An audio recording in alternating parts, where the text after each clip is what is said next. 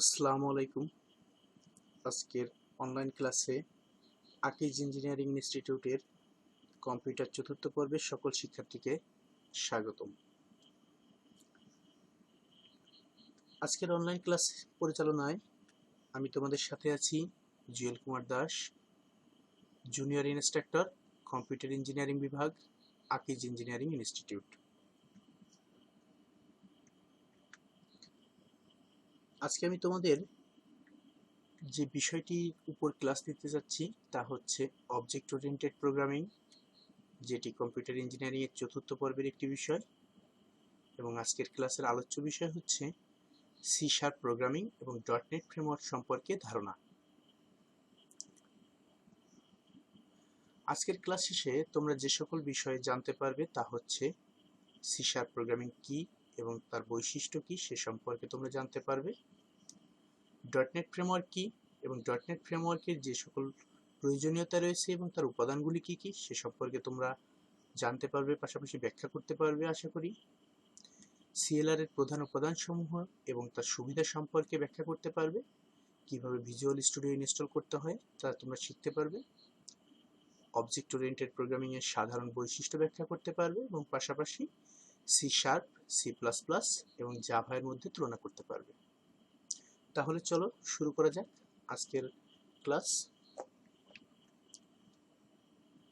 C sharp programming কি আমরা প্রথমেই জেনে নেব যে সি শার্প প্রোগ্রামিংটা আসলে কি। সি শার্প প্রোগ্রামিং হলো নেটওয়ার্কিং, উইন্ডোজ অ্যাপ্লিকেশন এবং ওয়েব ডেভেলপমেন্টের জন্য একটি বহুল ব্যবহৃত জনপ্রিয় অবজেক্ট ওরিয়েন্টেড প্রোগ্রামিং ল্যাঙ্গুয়েজ, যা কমন ল্যাঙ্গুয়েজ ইনফ্রাস্ট্রাকচার বা সিএলআই নামেও পরিচিত। 1999 সালে ডাচ সফটওয়্যার প্রকৌশলী অ্যান্ড্রিয়াস হেসেলসবার্গ সি শার্প ডেভেলপ করার জন্য সর্বপ্রথম একটি টিম গঠন করেন এবং তাদের টিমের মূল লক্ষ্যই ছিল যে পূর্ববর্তী সময়ে যে সকল প্রোগ্রামিং ল্যাঙ্গুয়েজ ছিল তার সীমাবদ্ধতা দূর করা। আর তারই লক্ষ্যে তারা কিন্তু মূলত সি প্লাস প্লাস থেকে এই সি শার্পকে ডেভেলপ করে। আর তার ফলপ্রসূ হিসাবে আমরা সি শার্প এর যে নিরাপত্তা ব্যবস্থা তা কিন্তু সি প্লাস প্লাস থেকে আরো অনেক গুণ বেশি বৃদ্ধি পায়। তাহলে তোমরা নিশ্চয়ই বুঝতে পেরেছো যে সি শার্প প্রোগ্রামিং কি এবং তার ইতিহাস বা তার আবিষ্কারের পেছনে যে নেপথ্য ইতিহাস রয়েছে তা তোমরা নিশ্চয়ই এখন জানতে পেরেছো। এবার আমরা একটু দেখে নিই যে সি শার্প প্রোগ্রামিং এর কি কি বৈশিষ্ট্য রয়েছে। আমরা ইতিমধ্যে জেনে গেছি যে সি শার্প প্রোগ্রামিং হচ্ছে একটি বহুল জনপ্রিয় অবজেক্ট ওরিয়েন্টেড প্রোগ্রামিং ল্যাঙ্গুয়েজ। এর কিছু জনপ্রিয় ফিচার অর্থাৎ কিছু বৈশিষ্ট্য রয়েছে, আমরা সেগুলো নিচে তুলে ধরেছি। দেখো, সি শার্প একটি পাওয়ারফুল অত্যাধুনিক প্রোগ্রামিং ল্যাঙ্গুয়েজ, অর্থাৎ এটি একটি অত্যন্ত পাওয়ারফুল এবং এটি একটি মডার্ন প্রোগ্রামিং ল্যাঙ্গুয়েজ। সি শার্পের অন্যতম আরেকটি ফিচার হচ্ছে অটোমেটিক আপডেট সুবিধা, অর্থাৎ এখানে কিন্তু এর যে বৈশিষ্ট্যগুলি রয়েছে তার মধ্যে এটি একটি অন্যতম বৈশিষ্ট্য যে অটোমেটিক আপডেটের যে সুবিধা, এই সুবিধাটা থাকার কারণেই কিন্তু আসলে সি শার্প এতটা জনপ্রিয় মানুষের কাছে। সি শার্পের অন্যতম আরেকটি বৈশিষ্ট্য হচ্ছে সি শার্পের অনেক উন্নত রিচ লাইব্রেরি ফাংশন রয়েছে এবং এর পাশাপাশি এর ইন্টার অপারেবিলিটি যে ক্ষমতা, এই ক্ষমতা কিন্তু এতে বিদ্যমান। এছাড়াও এর আরো অনেক বৈশিষ্ট্য আছে, তার ভিতরে আছে কম্পাইলেশন এবং এক্সিকিউশন, অর্থাৎ তুমি যখন একটি প্রোগ্রামকে কম্পাইল করবে বা তাকে এক্সিকিউশন করবে সেটা কিন্তু খুব দ্রুত গতিতে, অর্থাৎ অন্যান্য প্রোগ্রামিং এর থেকে কিন্তু এটি খুব দ্রুত গতিতে সম্পন্ন হবে এবং এর যে লিখিত প্রোগ্রাম এটা ম্যানেজ করা কিন্তু অত্যন্ত সহজ। তাহলে আশা করি তোমরা নিশ্চয়ই বুঝে গেছো এত সময় যে সি শার্প প্রোগ্রামিং এর আসলে কি কি বৈশিষ্ট্য রয়েছে বা তার কি কি ফিচার রয়েছে। দেখো, আমরা যে কথাগুলো এতক্ষণ বললাম সেগুলোকে আমি একটি চার্টের মাধ্যমে তোমাদেরকে দেখিয়েছি যে সি শার্প ফিচার্স কি কি। মডার্ন প্রোগ্রামিং ল্যাঙ্গুয়েজ, অর্থাৎ আমরা যে প্রথমে বলেছিলাম অত্যাধুনিক প্রোগ্রামিং এর ভাষা একটা, সেটাই বলছে যে modern programming language. It's very simple language, এটা ফাস্ট স্পিড, হ্যাঁ বলা হয়েছিল যে এক্সিকিউশনের সময় এটা অত্যন্ত দ্রুতগতি সম্পন্ন, রিচ লাইব্রেরি ফাংশন বিদ্যমান, structured programming language, component oriented, scalable and updatable, interpretability, type safe and object oriented programming language। তাহলে আসলে আমরা নিশ্চয়ই বুঝতে পেরেছি যে সি শার্প প্রোগ্রামিং এর যে ফিচারগুলো আসলে কেমন বা কি হতে পারে সে সম্পর্কে নিশ্চয়ই আমরা এত সময় একটা ক্লিয়ার কনসেপ্ট আমাদের মনের ভিতরে এসে গেছে। এবার আমরা একটু দেখে নিব যে ডটনেট ফ্রেমওয়ার্ক। ডটনেট ফ্রেমওয়ার্কটা আসলে কি? ডটনেট ফ্রেমওয়ার্ক হচ্ছে মাইক্রোসফট কর্তৃক তৈরিকৃত একটি প্রোগ্রামিং ফ্রেমওয়ার্ক, যার মাধ্যমে ডেভেলপারগণ আরো সহজে বিভিন্ন প্রকার অ্যাপ্লিকেশন তৈরি করতে পারে। এখন প্রশ্ন আসতে পারে যে স্যার কেমন অ্যাপ্লিকেশন? অ্যাপ্লিকেশনগুলোর মধ্যে রয়েছে তোমাদের console application, web application, Windows application, mobile ভিত্তিক অ্যাপ্লিকেশন ইত্যাদি ইত্যাদি। ডটনেট ফ্রেমওয়ার্কে কিন্তু মূলত অনেক উপাদান রয়েছে, তার ভিতর প্রধান যে দুটি উপাদান অর্থাৎ কমন ল্যাঙ্গুয়েজ রান টাইম বা সিএলআর। তোমরা এখানে একটু মনে রাখবা এই কমন ল্যাঙ্গুয়েজ রান টাইম বা সিএলআরটাকে সাধারণত বলা হয়ে থাকে ডটনেট প্ল্যাটফর্মের নির্বাহ অর্থাৎ এক্সিকিউশন ইঞ্জিন, অর্থাৎ সিএলআরকে এক্সিকিউশন ইঞ্জিন নামেও কিন্তু অনেক সময় আখ্যায়িত করা হয়। এবং আরেকটি প্রধান উপাদান কি? ফ্রেমওয়ার্ক ক্লাস লাইব্রেরি বা এফসিএল।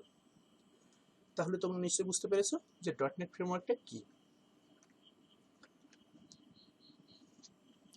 এবার আমরা একটু জেনে নিব যে আমরা ডটনেট ফ্রেমওয়ার্কের প্রয়োজনীয়তা বা অর্থাৎ আমরা কেন ব্যবহার করব এই ডটনেট ফ্রেমওয়ার্ককে। আসলে দেখো ডটনেট ফ্রেমওয়ার্ক ব্যবহারের ফলে কি হবে, একটা প্রোগ্রাম রিলায়েবিলিটি বা নির্ভরযোগ্যতা বৃদ্ধি পাবে। এর কোড শেয়ারিং সিস্টেম থাকায় প্রোডাক্টিভিটিও বৃদ্ধি পাবে, অর্থাৎ উৎপাদনশীলতাও কিন্তু তোমার বৃদ্ধি পাবে একটা প্রোগ্রামিং এর জন্য। পারফরমেন্স বৃদ্ধি করবে, পাশাপাশি নিরাপত্তা ব্যবস্থাও কিন্তু এটি অনুসরণ করে চলে। মেমোরি লিঙ্ক নিয়ন্ত্রণ করা অর্থাৎ গার্বেজ কালেকশন যেটাকে বলা হয়ে থাকে সেটা কিন্তু নিয়ন্ত্রণ করে কে? এই ডটনেট ফ্রেমওয়ার্ক, অর্থাৎ মেমোরির লোকেশন। পাশাপাশি ওয়েব ভিত্তিক যে অ্যাপ্লিকেশন তৈরি এবং তা পরিচালনা করা অত্যন্ত সহজ, অর্থাৎ এটি আরো কি করে যে ওয়েব ভিত্তিক অ্যাপ্লিকেশন তৈরি করে থাকে এবং এটাকে এই যে ডটনেট ফ্রেমওয়ার্ককে ব্যবহার করা এটা কিন্তু অত্যন্ত সহজ কাজ। তাহলে আমরা নিশ্চয়ই বুঝেছি যে আমরা কেন ডটনেট ফ্রেমওয়ার্ককে ব্যবহার করব। দেখো ডটনেট ফ্রেমওয়ার্কের কিন্তু কিছু উপাদান আছে, অর্থাৎ যে এলিমেন্টগুলো দেখলে তুমি বুঝতে পারবা যে এই প্রোগ্রামটি ডটনেট ফ্রেমওয়ার্কের আয়ত্তভুক্ত। এখানে কিছু উপাদান আমি তুলে ধরেছি, যেমন ধরো dot net class library, common language run time বা CLR, dynamic language run time বা DLR, dot net framework security, application domains, side by side execution এবং কমন টাইপ সিস্টেম। অর্থাৎ এই উপাদানগুলোকে দেখলে তুমি বুঝতে পারবা যে এটা ডটনেট ফ্রেমওয়ার্কের একটি উপাদান এবং এই উপাদানগুলো যদি কোনো একটা প্রোগ্রামের ভিতরে বিদ্যমান থাকে তাহলে তুমি সেটা বুঝবে যে প্রোগ্রামটি ডটনেট ফ্রেমওয়ার্কের আয়ত্তভুক্ত। দেখো আমরা সিএলআর অর্থাৎ কমন ল্যাঙ্গুয়েজ রান টাইম যেটাকে আমরা বলছিলাম বারবার, এর যে প্রধান উপাদান সমূহ প্রধান যে এলিমেন্ট সেটা আসলে কিভাবে কাজ করে সেই জন্য আমি এখানে একটি ফিগার ড্র করেছি। তোমরা দেখতে পাচ্ছ যে ডটনেট ফ্রেমওয়ার্ক ব্যবহার করে ক্লাসগুলো কিভাবে তার লাইব্রেরি ফাংশনকে ব্যবহার করে একটি প্রোগ্রাম নির্বাহ করে থাকে সেটা এখানে দেখানো হয়েছে। দেখো প্রথমে সোর্স কোড অর্থাৎ তুমি যেটাকে লিখবা সেটাকে বলে সোর্স কোড, অর্থাৎ সেই সোর্স কোডটা চলে যাবে প্রথমে কোথায়? ল্যাঙ্গুয়েজ কম্পাইলারের কাছে। অর্থাৎ যেমন আমরা কিন্তু আসলে যেমন আমাদের বাংলা ভাষায় আমরা কথা বলি, আমরা বাংলা ভাষাকে বুঝি, তেমন কম্পিউটারে কিন্তু একটা নিজস্ব ভাষা আছে। অর্থাৎ অর্থাৎ কম্পিউটারকে তোমাকে বোঝাতে গেলে কম্পিউটারের ভাষায় বোঝাতে হবে, কিন্তু তুমি তো কম্পিউটারের ভাষায় বোঝাতে পারবা না, কারণ কম্পিউটার তো বোঝে বাইনারি অর্থাৎ ইলেকট্রিক্যাল সিগন্যালকে বোঝে।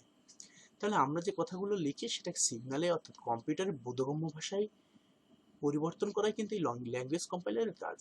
ল্যাঙ্গুয়েজ কম্পাইলার ওই কথাগুলোকে কম্পিউটারে বোধগম্য করে সে এমএসআইএল কোডের কাছে প্রেরণ করবে। এই এমএসআইএল কোডটা আসলে মেটাডাটাকে অনুসরণ করে। মেটাডাটাটা কি আসলে আমরা একটু বুঝে নিব। মেটাডাটাটা হচ্ছে কোনো একটা ডেটা সম্পর্কিত কথাবার্তা হচ্ছে মেটাডাটা। সহজ কথা যদি আমরা বলি যে তথ্যের সম্পর্কিত তথ্যই হচ্ছে মেটাডাটা। এবং এই এমএসএল কোডটা তারপর কি করবে যে সে জাস্ট ইন টাইম কম্পাইলার অর্থাৎ জেটিসির কাছে প্রেরণ করবে এবং সে তার কম্পাইলের কাজ কমপ্লিট করার পর তার নেটিভ কোড অর্থাৎ তার পার্শ্ববর্তী যে কোড আছে তাকে তার কাছে প্রেরণ করবে। এভাবেই কিন্তু মূলত সিএলআর এর মাধ্যমে একটা প্রোগ্রামিং এর কাজ পরিচালনা করে থাকে। তাহলে তোমরা নিশ্চয়ই বুঝেছো যে সিএলআর কিভাবে কাজ করে। দেখো, সিএলআর হলো ডটনেট ফ্রেমওয়ার্কের একটি বেসিক এবং ভার্চুয়াল কম্পোনেন্ট। সিএলআর এর বিভিন্ন উপাদানসমূহের মাঝে প্রধান উপাদানসমূহ হলো কি কি দেখি আমরা। এর অনেকগুলো উপাদান রয়েছে, তার মধ্যে প্রধান উপাদান হচ্ছে চারটি হচ্ছে কমন ল্যাঙ্গুয়েজ স্পেসিফিকেশন অর্থাৎ সিএলএস। সিএলএসটা কি আসলে? ডটনেট প্রোগ্রামিং ল্যাঙ্গুয়েজের নিয়ম বা বিধিগুলোকে সিএলএস এর মাধ্যমে সিএলআর বোধগম্য ফরম্যাটে রূপান্তর করাই হচ্ছে মূলত এই সিএলএস এর কাজ। এই সিএলএস এর কাজটা কি তাহলে?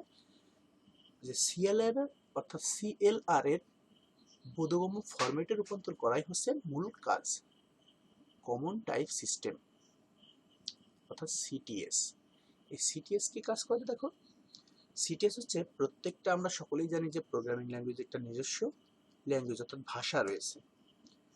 আর ডটনেট প্রোগ্রামিং এর সমস্ত ল্যাঙ্গুয়েজকে বোঝার জন্য অর্থাৎ সিএলআর এর বোধগম্য ফরম্যাটে রূপান্তর করার জন্যই জেনারেলি এই সিটিএসটাকে ব্যবহার করে থাকি আমরা।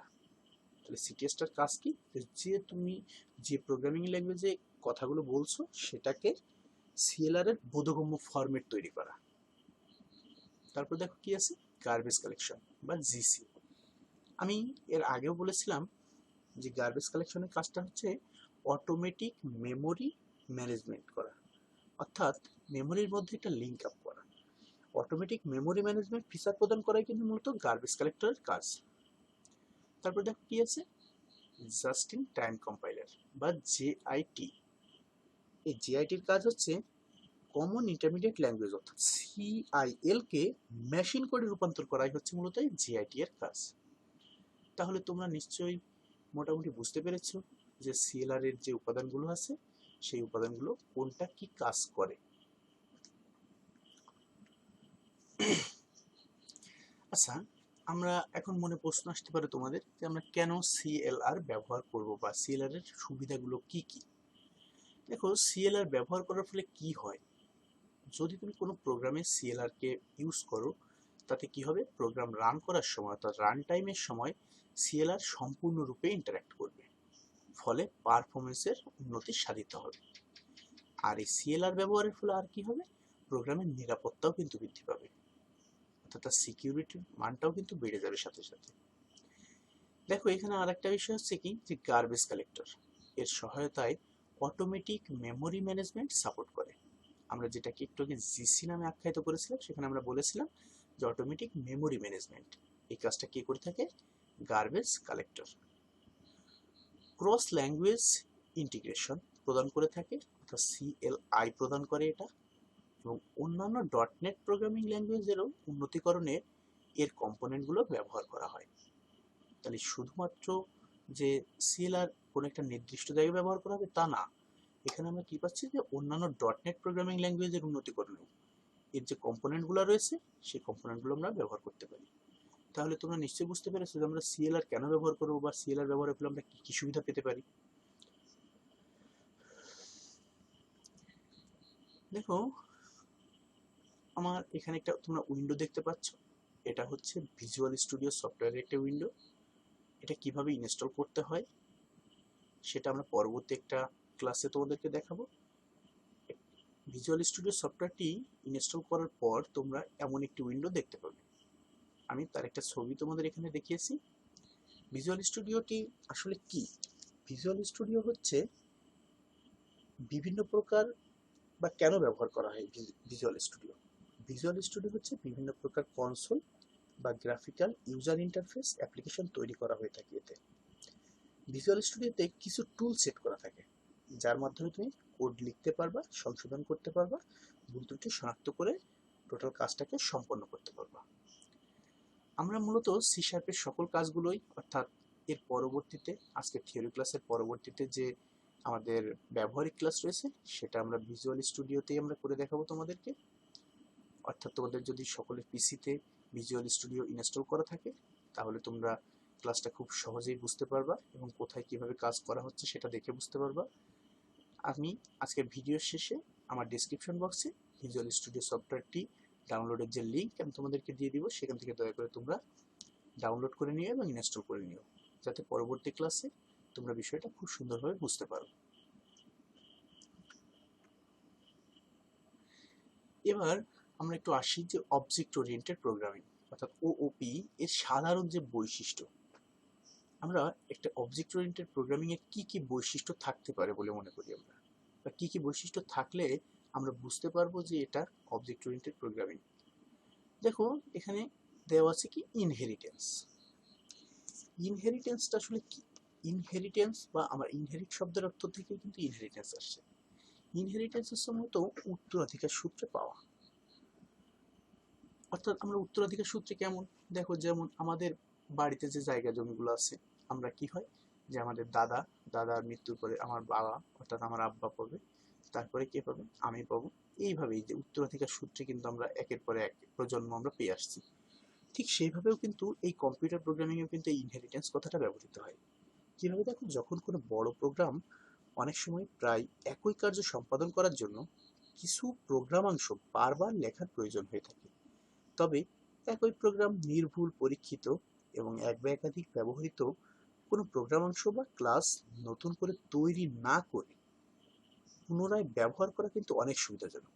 এতে কি হতে পারে আমাদের, যেমন সময়ও বাঁচবে, খরচও কমবে এবং প্রোগ্রামিং ঝামেলাও কিন্তু কমবে।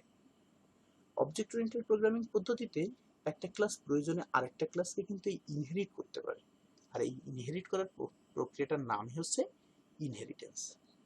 দেখো ইনহেরিটেন্স কিন্তু বিভিন্ন ধরনের হতে পারে, যেমন single inheritance, multiple inheritance, multi level inheritance, hierarchical inheritance এবং হাইব্রিড ইনহেরিটেন্স। তাহলে তোমরা নিশ্চয়ই বুঝতে পেরেছো যে ইনহেরিটেন্সটা কি। পরবর্তীতে অবজেক্ট ওরিয়েন্টেড প্রোগ্রামিং এর অন্যতম আরেকটি বৈশিষ্ট্য হচ্ছে এনক্যাপসুলেশন। এনক্যাপসুলেশন এনক্যাপসুলেশন হচ্ছে এমন একটি প্রক্রিয়া যার মাধ্যমে কোনো অবজেক্ট, ডাটা ও ফাংশন সমূহকে একত্রিত করে ক্লাস তৈরি করে। এর মাধ্যমে কি হয়, ডাটা ও ফাংশন সমূহের বাইরের যে অবাঞ্ছিত বিষয়বস্তু থাকে সেটাকে অ্যাক্সেস করার থেকে রক্ষা করে, এবং এনক্যাপসুলেশনের কারণে অবজেক্টের ডাটা ও ফাংশন সমূহ একটি একক ইউনিটের মতো ক্রিয়া করে থাকে। ফলে ডাটাকে আলাদাও করা যায় না, কিংবা ডাটাকে তার ফাংশন থেকে সরিয়েও ফেলা যায় না। এবং ক্লাসে কোনো যদি আমি অবজেক্ট ঘোষণা করি, তাতে ওই ক্লাসের কোনো বৈশিষ্ট্যেরও পরিবর্তন আসে না, অর্থাৎ বৈশিষ্ট্য যা ছিল তাই থাকে। তাই এনক্যাপসুলেশন কিন্তু অবজেক্ট ওরিয়েন্টেড প্রোগ্রামিং এর জন্য একটি গুরুত্বপূর্ণ বৈশিষ্ট্য। আচ্ছা, তাহলে তোমরা কি বুঝতে পেরেছো যে এনক্যাপসুলেশনটা কি? আশা করি পেরেছো। পরবর্তী অবজেক্ট ওরিয়েন্টেড প্রোগ্রামিং এর যে বৈশিষ্ট্যটি রয়েছে সেটি হচ্ছে পলিমরফিজম। পলিমরফিজম মূলত দুটি গ্রিক শব্দের সমন্বয়, পলি এবং মর্ফ। পলি শব্দের অর্থ হচ্ছে অনেক, বা এবং মর্ফ শব্দের অর্থ হচ্ছে রূপ। তাহলে পলিমরফিজম কথাটার অর্থ কিন্তু তার ভাষাগত দিক থেকে আমি যদি বের করি তাহলে অনেক রূপ। তাহলে পলিমরফিজম হচ্ছে কি বলছে, অনেক রূপ। তাহলে অনেক রূপকে প্রদর্শন করা বা একাধিক আকারে গ্রহণ করার ক্ষমতা।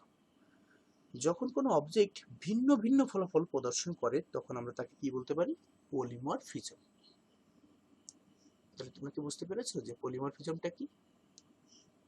আচ্ছা, অবজেক্ট ওরিয়েন্টেড প্রোগ্রামিং এর সাধারণ বৈশিষ্ট্যের ভিতরে আরেকটি বৈশিষ্ট্য হচ্ছে data abstraction. Data abstraction object oriented programming এর একটি অত্যাবশ্যকীয় বৈশিষ্ট্য যা ক্লাসে বিদ্যমান থাকে। ডাটা অ্যাবস্ট্রাকশন হচ্ছে এমন এক ধরনের ডাটা টাইপ বর্ণনার কৌশল যেখানে কিছু ডাটা থাকে এবং ওই ডাটা অ্যাক্সেস করার জন্য কতগুলো ফাংশন থাকে।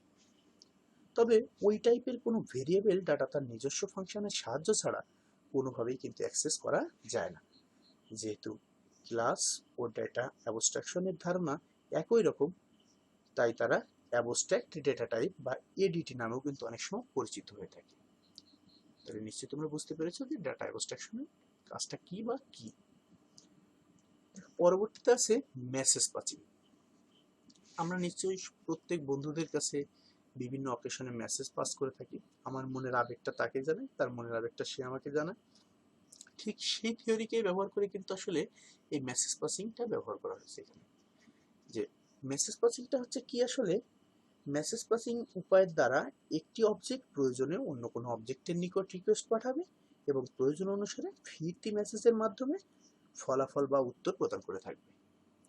আর এর ফলে তাদের মধ্যে কি হবে, একটি নিজস্ব কমিউনিকেশন সিস্টেম তৈরি হবে।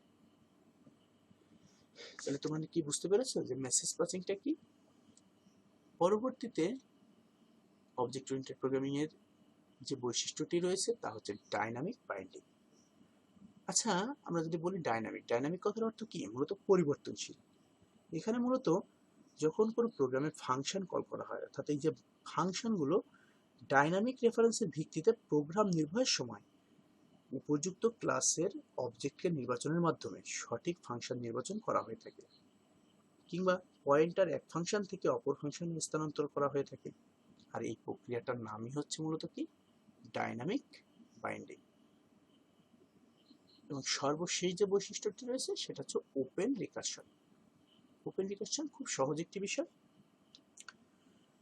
আমরা জানি যদি কোনো মেথডকে কোনো প্রোগ্রামের ভিতরে অর্থাৎ সি শার্পের যে কোনো মেথডকে আমরা যতবার ইচ্ছা ততবার কল করতে পারি। আর এই যে কল করার একটা মেথডকে বারবার কল করার যে পদ্ধতি, একে বলা হয়েছে মেথড কলিং। কিন্তু যখন কোনো মেথড বিশেষ করে বা বিশেষ পদ্ধতিতে নিজেই নিজেকে কল করে তখন তাকে আমরা বলে থাকি ওপেন রিকারশন। তাহলে আমার মনে হয় তোমরা অবজেক্ট ওরিয়েন্টেড প্রোগ্রামিং এর সাধারণ যে বৈশিষ্ট্যগুলি ছিল সে সম্পর্কে মোটামুটি বুঝতে পেরেছো।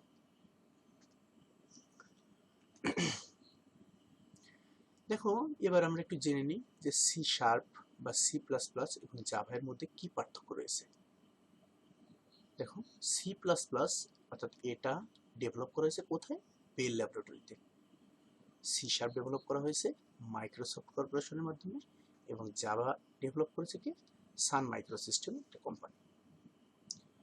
দেখো, বলতেছে কি যে সি প্লাস প্লাস হচ্ছে উইকলি টাইপ সিস্টেম, এটা একটা দুর্বল প্রকৃতির পদ্ধতি।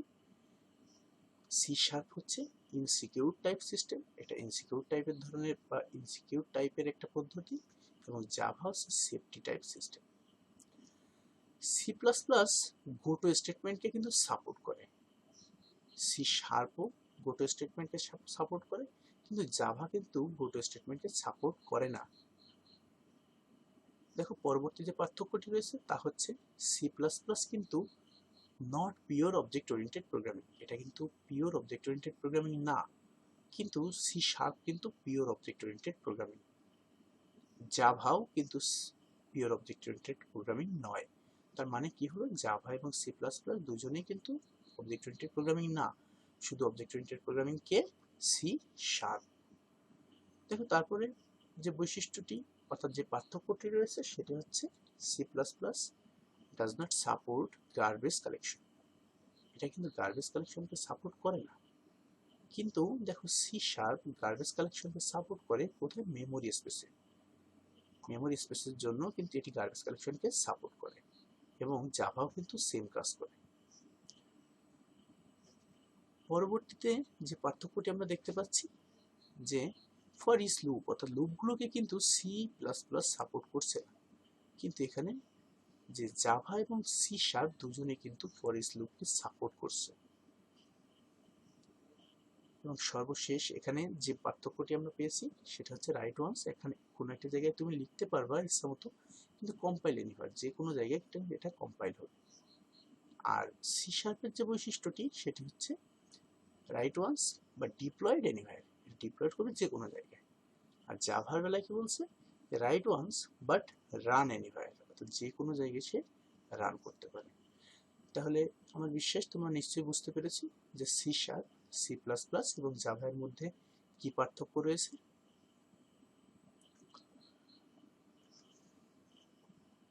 এত সময় তোমাদের সামনে যে ক্লাসটি আমি পরিচালনা করলাম, আশা করি তোমরা ক্লাসটি সম্পর্কে মোটামুটি বুঝতে পেরেছো।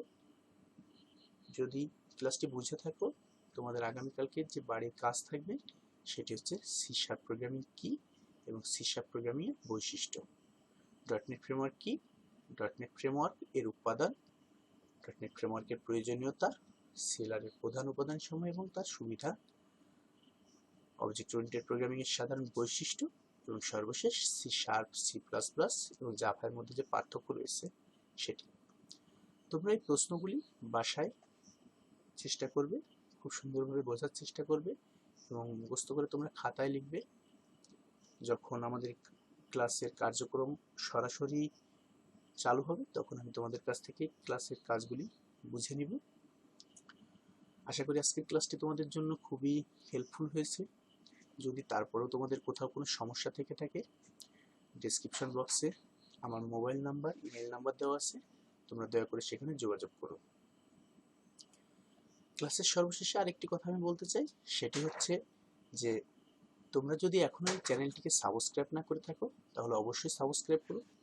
এর কারণ হচ্ছে আমি এখানেই অনলাইন ক্লাস নেব তোমাদের জন্য, এখানেই তোমরা বিভিন্ন ধরনের শিক্ষামূলক ভিডিও পাবে। তাই তোমরা এই অনলাইনে ক্লাসগুলো দেখার জন্য বা ক্লাসগুলো করার জন্য বা বিভিন্ন কিছু জানার জন্য এডুকেশন বিডি যে চ্যানেলটি আছে সেটিকে সাবস্ক্রাইব করে রাখবে এবং পাশে থাকা বেল বাটনটিকে তোমরা অন করে দেবে, যাতে তোমার কাছে এই চ্যানেলের যাবতীয় নোটিফিকেশন সাথে সাথে প্রেরিত হয়।